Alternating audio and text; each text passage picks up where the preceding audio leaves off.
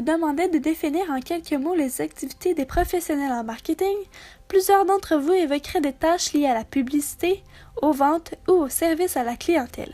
Vous auriez en grande partie raison. Vous les connaissez parce que le marketing fait partie de votre quotidien. Vous êtes exposé quotidiennement à plusieurs stimuli commerciaux sans même en percevoir toujours la présence. Quel pourcentage de la population, selon toi, y achète inconsciemment, sans même y penser? Mettons, tu mets exemple à une publicité que tu as vue à la télé. Tu vas acheter comme un peu en te référant à ça. Bon. À ma connaissance, il n'y a pas vraiment de statistiques là-dessus. Moi, je n'en connais pas, en tout cas, de pourcentage. Mais je te dirais qu'à la base, il faut que tu aies un besoin que tu ne connais peut-être pas. Alors, par exemple, je vais faire mon épicerie, je vais acheter du lait, du pain. Et là, je vois une barre de chocolat et je ne savais pas vraiment que j'avais faim, que j'avais un petit goût de sucré. Et en voyant la barre de chocolat, ça me donne le goût de manger une barre de chocolat, fait que je l'achète. Par contre, si j'avais mangé un gros gâteau juste avant, j'aurais vu la barre de chocolat, puis je ne l'aurais pas senti. Tu n'aurais pas eu besoin de l'acheter. Tout à fait, tout à fait. Ensuite de ça, est-ce que tu penses que le neuromarketing, ça peut être néfaste pour les consommateurs? Moi, je pense que ça crée de la surconsommation. Ça pourrait amener les gens peut-être à acheter quelque chose qu'ils n'avaient pas vraiment de besoin. Exemple, tu vas au cinéma, puis tu vois du popcorn, tu vois une liqueur, puis bon, tu viens de souper, fait qu'en principe, tu n'as pas faim, mais là, parce que tu le vois, tu l'achètes. Puis avec le nouveau marketing, il y a des expériences du passé aussi où on passait juste une image qu'on ne voyait pas sur l'écran, mais qui allait toucher ton inconscient, qui disait « va chercher un popcorn ». Fait que c'est sûr que ça amène peut-être à consommer quelque chose que tu n'aurais pas vraiment eu besoin de consommer. Donc, on parle de surconsommation.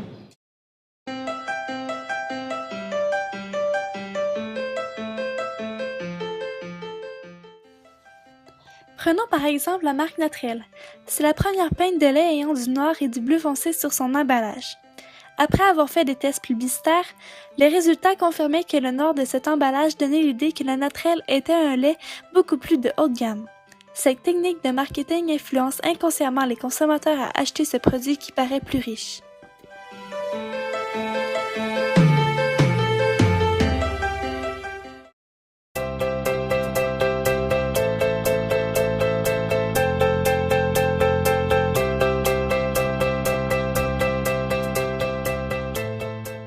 Nous sommes allés rencontrer M. Christian Thibault, vice-président de l'entreprise GMC Thibault. Il nous aidera à comprendre comment on fidélise une clientèle. Donc maintenant, j'aimerais savoir, c'est quoi vos techniques pour convaincre votre clientèle que votre gamme, c'est la meilleure? Bien, c'est sûr qu'il y a d'autres bonnes gammes aussi dans l'industrie. Puis nous autres, on n'essaie pas de dire bien, on est les meilleurs dans tout, OK? Puis on n'essaie pas non plus de toujours tomber en mode comparaison aussi avec les autres marques. Parce qu'on s'est dit, bien, ça ne donne à rien d'essayer de se remonter en donnant un défaut de l'autre. Oh oui. Okay? Donc, une des choses qu'on travaille beaucoup, c'est au niveau de la connaissance de produit. Donc, la formation, c'est ultra important.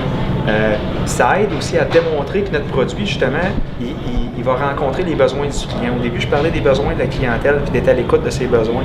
Bien, convaincre un client d'acheter un produit, si tu ne connais pas ses besoins, c'est difficile. Si tu connais très, très bien ton produit, puis tu connais les besoins de ton client, mais tu vas être capable de démontrer que ce produit-là rencontre ses besoins. Il est fait pour lui, finalement. Il est fait pour lui. Donc maintenant, j'aimerais savoir, c'est quoi le message véhiculé dans votre slogan « J'ai ma Thibault ». Depuis quelque temps, je cherchais le vrai bon pick-up. Je l'ai trouvé. Je l'ai essayé. Je l'ai testé moi-même. Et là, je l'ai, ma Thibault. Chez Thibault GM de Sherbrooke. Arrête de rire! C'est à cause de lui que j'ai ri. Non, mais là, moi, je la regarde, elle rit, ça te fait rire, l'autre, elle rit, tout le monde rit. Okay. Pourtant, il n'y a rien de drôle là-dedans. Ici, Véronique a un fou rire puisqu'elle fait allusion à leur mauvaise publicité. On ne retient pas le message qui est véhiculé.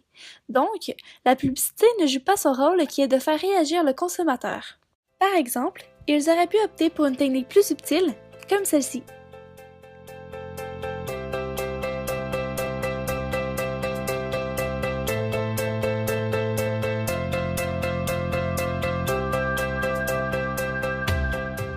Savez-vous que la carte de points Hermès est utilisée entre autres pour vous attirer dans certains commerces participants?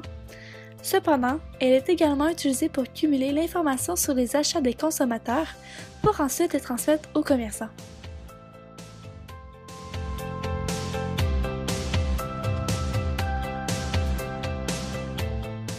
Aucun détail n'est choisi au hasard. Par exemple, les boîtes de céréales plus sucrées vont avoir comme couleur le rouge et le bleu. Ce sont des couleurs associées au sucre qui ont pour but d'attirer l'attention des enfants.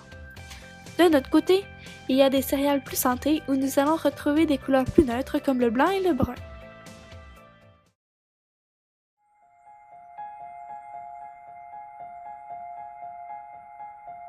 Le neuromarketing fait peur aux gens car on peut penser qu'il vient lire dans notre cerveau pour nous inciter à acheter.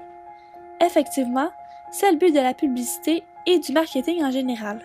Cependant, les entreprises sont en compétition et elles sont pratiquement obligées d'utiliser cette technique si elles veulent survivre. C'est pourquoi il faut en parler et expliquer le neuromarketing. Nous devons prévenir les consommateurs pour qu'ils soient davantage à l'affût des pièges du marketing et acheter seulement si en ont de besoin.